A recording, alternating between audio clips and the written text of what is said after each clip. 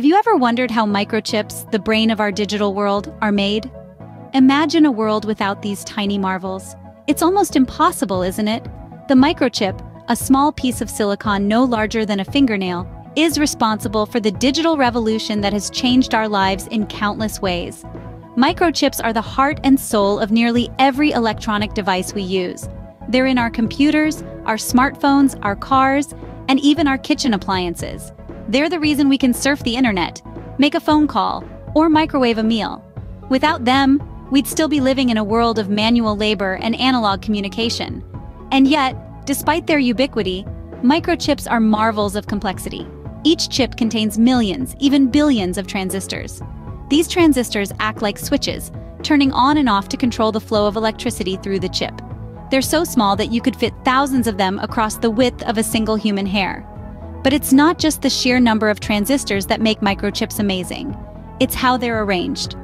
The transistors are organized in a precise, intricate pattern that allows the chip to perform complex calculations at lightning speed. This pattern is the result of years of research and development, and it's what makes each chip unique. So how do we go from a piece of silicon to a fully functioning microchip? The process is incredibly intricate and requires a level of precision that's hard to comprehend. It involves a series of steps, each one more complex than the last, and it takes weeks to complete. It's a dance of physics, chemistry, and engineering that results in a product that's nothing short of miraculous. Microchips might be small, but they're mighty. They're the unsung heroes of our digital age, working quietly behind the scenes to make our lives easier, more efficient, and more connected. They're a testament to human ingenuity and the power of technology. Now prepare yourself to delve into the fascinating process of how these tiny marvels are made. Everything begins with a simple yet essential element: silicon. This humble material, second most abundant in the Earth's crust, is the star player in the world of microchips. But why silicon? Why not something else? Well, silicon has some unique properties that make it a perfect candidate for semiconductor devices. Silicon is a semiconductor, meaning its electrical properties sit somewhere between conductors, like copper and gold, and insulators, like glass and rubber. It's this Goldilocks quality that makes silicon so desirable. It's not too conductive and not too insulating, but just right for controlling electrical current. But the silicon we find in nature isn't ready for the microchip stage just yet. It first needs to be processed into something called a wafer. This transformation involves a number of steps. First, the silicon is purified, a process that involves heating it to high temperatures and removing impurities. The result is a pure silicon crystal, or what we call a boule. These boules are then sliced into thin discs, or wafers. These wafers are polished until they are mirror smooth. This is a delicate process, as even a speck of dust can cause defects in the microchip. These wafers are the blank canvases that will eventually become microchips. The future microchips are now ready for their journey. They will be etched, doped, and layered, eventually becoming the complex devices that power our world. From smartphones and computers to cars and household appliances, these little marvels are everywhere. So, next time you use a device powered by a microchip, remember the humble beginnings of this technology. It all starts with a simple piece of silicon, processed and transformed with precision and care. It's a testament to human ingenuity and the power of science and technology. Silicon wafers form the canvas upon which the microchip masterpiece is crafted. From this point forward, the magic of microchip creation truly begins. Once we have our silicon canvas, it's time for the artistry to begin with a process called photolithography. Think of photolithography as the grand maestro of the microchip ballet, conducting a performance of light and chemistry to create intricate patterns of circuits on the silicon wafer. It's a fascinating process that's as much an art as it is a science, and it's the heart and soul of microchip manufacturing.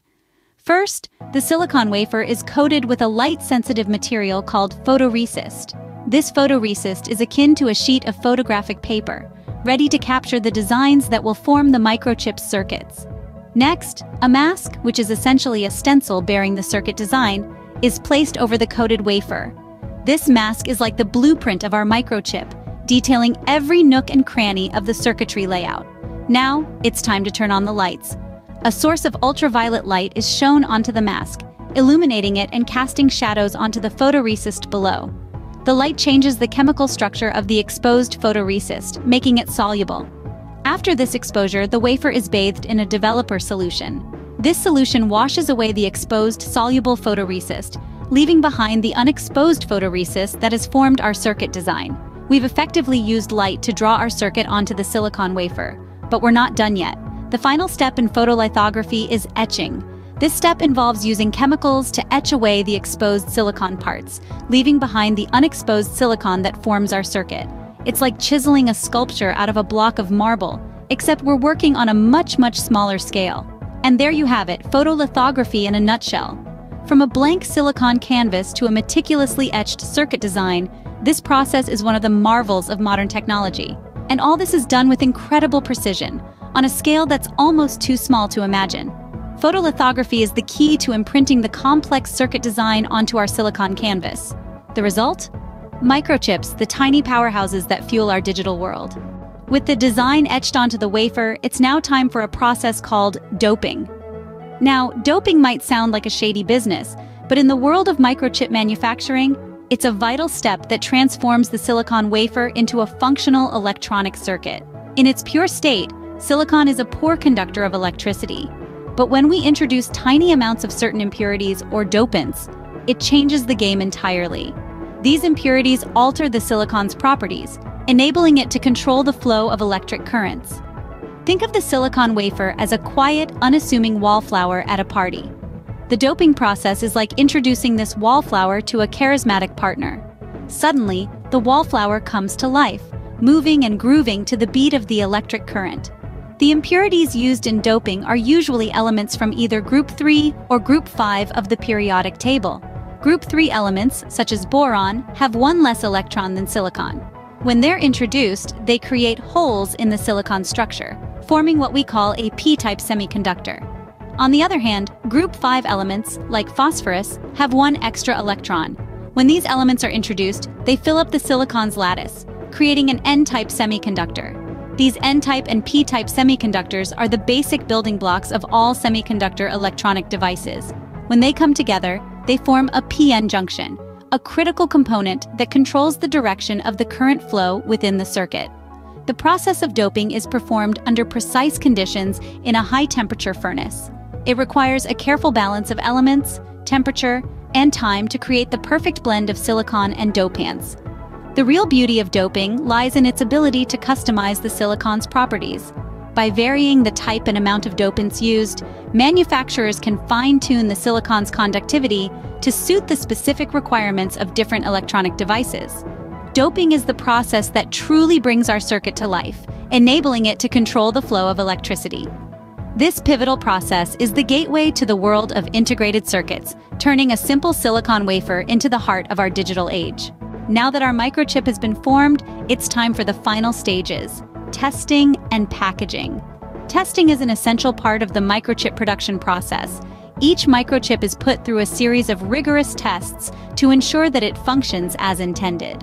This is a crucial step in the manufacturing process as it ensures the high quality of the product and its reliability in the long run. The tests are designed to identify any potential issues with the microchip, such as incorrect circuitry or faulty components. These tests are conducted under various conditions to ensure that the microchip can withstand different environments and still function optimally.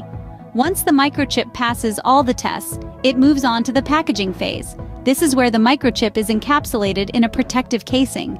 This casing is designed to shield the delicate microchip from the environment, including elements such as dust, moisture, and physical impact. But the casing does more than just protect. It also allows the microchip to be integrated into other systems. The microchip is fitted with connectors that allow it to communicate with other components in a device. This is what enables a microchip to function as the brain of a digital device, controlling the operations and processing the data. With testing and packaging complete, our microchip is ready to become the brain of a digital device. So that's the journey from silicon to microchip.